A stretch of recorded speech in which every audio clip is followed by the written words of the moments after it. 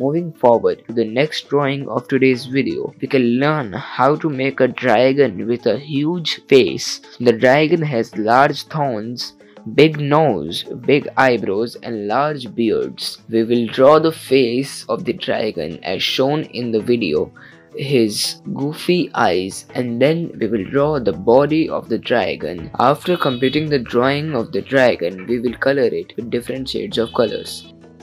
Moving forward to the next drawing of today's video, we will learn how to make a cute cartoon with his pet. We will start by drawing the big cartoon who has a heart on his head, and then we will draw the pet who is dancing beside him, and the cartoon is also dancing. After completing the drawing, we will color the heart by red color and color the cartoons with different colors as shown in the video, and the drawing is hereby completed.